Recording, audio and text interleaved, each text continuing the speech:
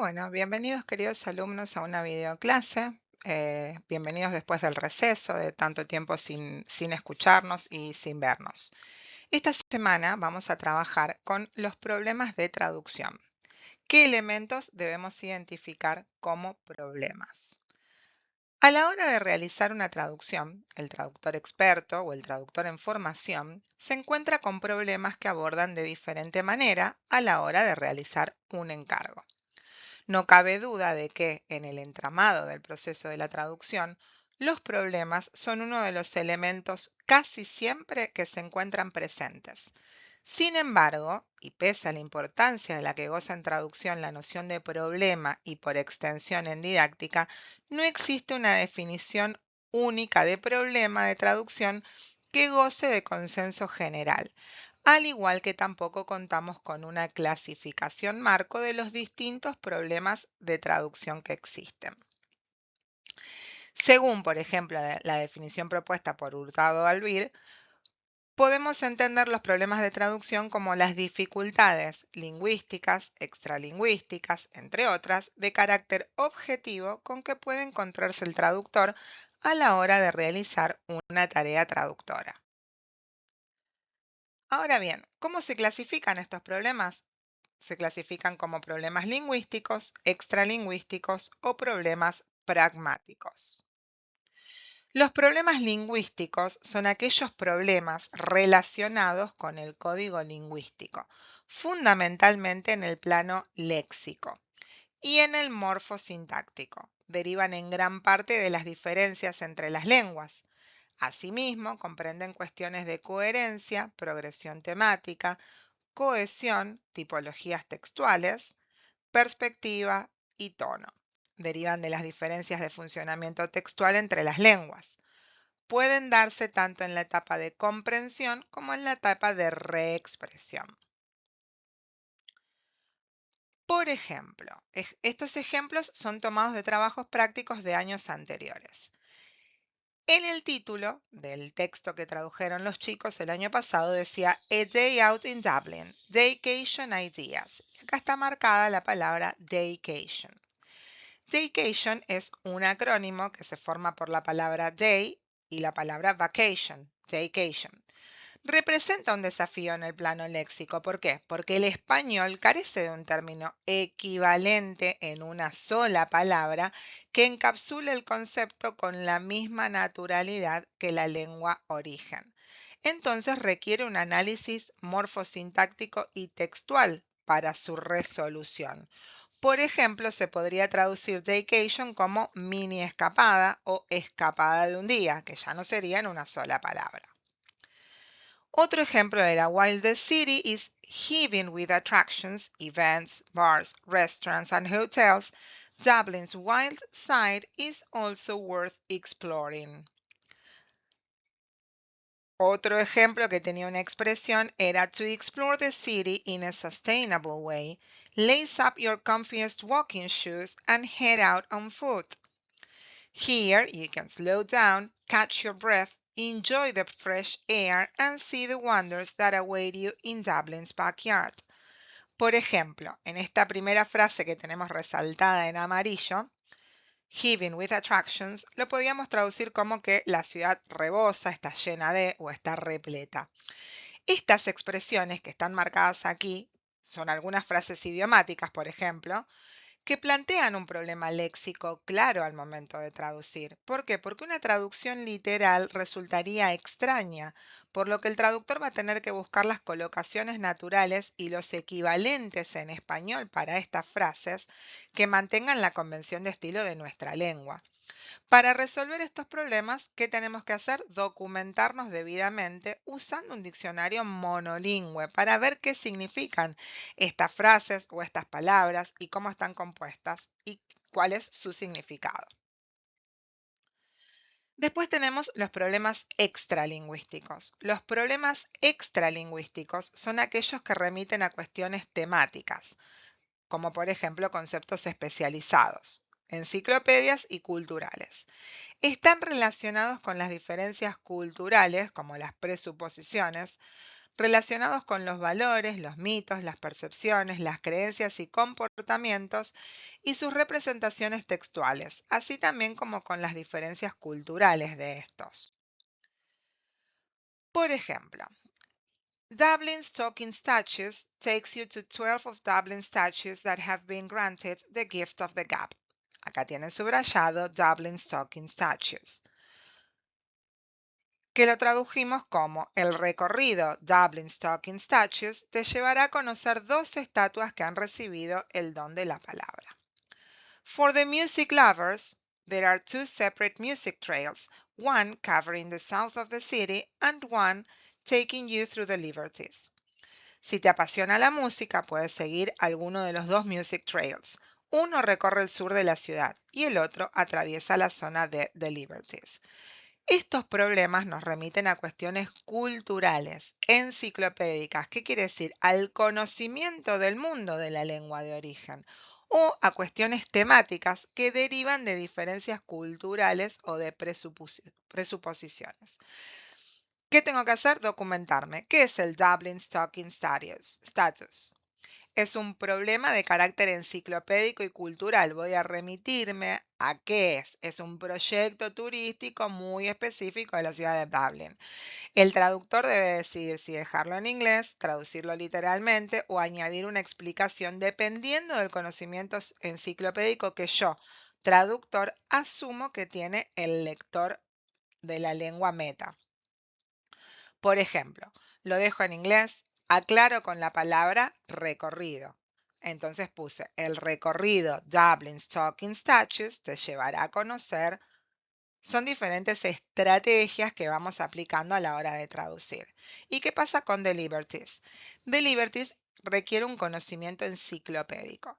Se da por sentado, presuposición, de que el lector sabe que es un barrio histórico y muy tradicional del centro de Dublín.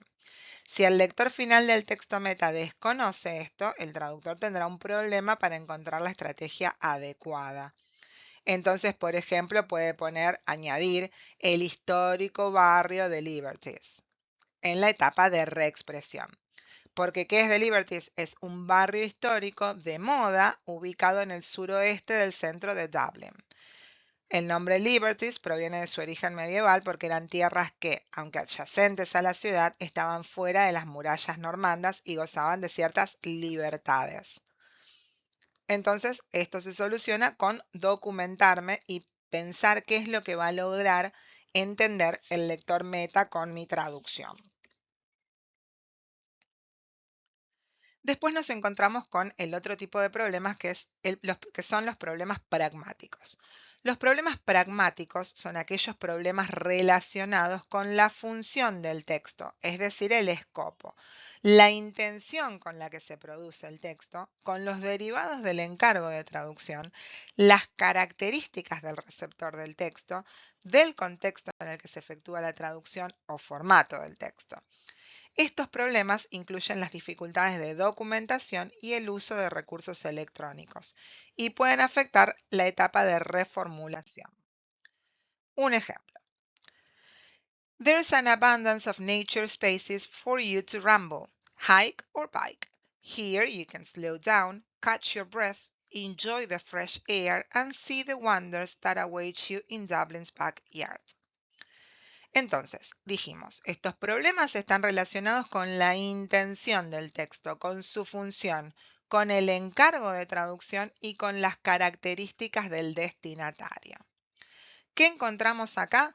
Un uso constante de la segunda persona. For you to ramble, you can slow down, lace up your shoes, walk the streets. El texto original tiene una clara intención exhortativa, promocional, busca la cercanía del lector. El principal problema pragmático aquí es decidir el tono y las convenciones de tratamiento hacia el receptor del texto meta y mantenerlas. Yo tomo una elección y la tengo que mantener a lo largo de mi traducción. El traductor se ve obligado a analizar el encargo para determinar si en español conviene tutear o no, usar el trato formal o recurrir al infinitivo y a la impersonalidad, evaluando qué opción respeta mejor la intención del texto. Entonces, ¿Qué sabemos? Que en los folletos turísticos predominan las oraciones imperativas, porque cumplen una función apelativa o conativa. ¿Por qué? Porque invitan al lector a actuar, a hacer algo. La función conativa o apelativa busca influir en el receptor y animarlo a tomar acción o a seguir una sugerencia.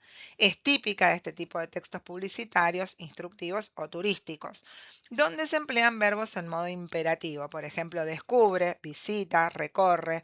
Entonces, en este caso, el hablante, la voz del folleto, va a interpelar directamente al lector, invitándolo a que venga a caminar por la ciudad. Entonces, por ejemplo, una posible traducción puede ser: aquí podrás bajar el ritmo, disfrutar del aire fresco y maravillarte con todo lo que te espera en los alrededores de Dublín. Bueno, vamos a seguir. Entonces, tenemos diferentes problemas de traducción que se dan también en la etapa de elaboración de la traducción.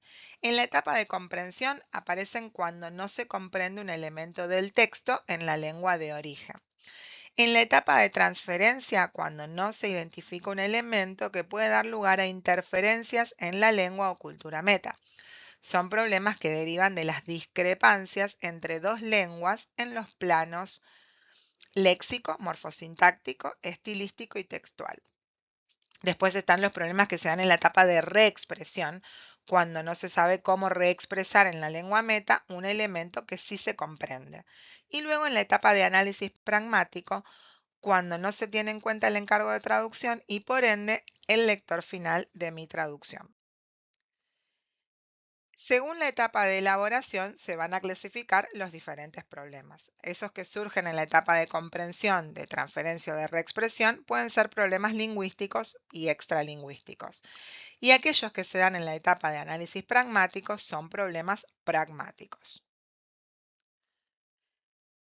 Entonces, en la etapa de comprensión, un problema lingüístico puede ser buscar el elemento en obras lexicográficas monolingües en inglés, consultar con personas nativas del idioma original, identificar la estructura del texto, preguntarnos por la progresión, por el encadenamiento de la información, diferenciar las ideas principales de las secundarias, aplicar el racionamiento lógico, visualizar los hechos que expone el texto.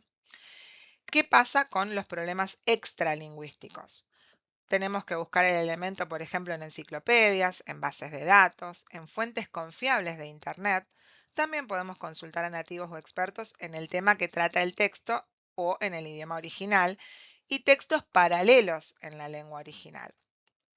En la etapa de transferencia, donde se dan los problemas lingüísticos, es en la búsqueda en diccionarios de dudas, dificultades.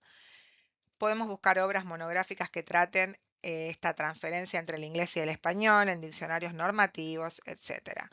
Reformular, imaginar que estamos explicándole algo a alguien para asegurarnos de que se detecta el problema y de no pasarlo a la lengua meta. Los problemas extralingüísticos se pueden consultar también con nativos de la lengua meta, en enciclopedias, tratando de adquirir conocimientos culturales en textos paralelos en español. En la etapa de reexpresión, donde se dan muchos de los problemas lingüísticos, podemos buscar en obras en español como diccionarios normativos, diccionarios de uso, en diccionarios de sinónimos, de redacción y de estilo, en manuales de redacción y estilo, en guías de gramática y en textos paralelos.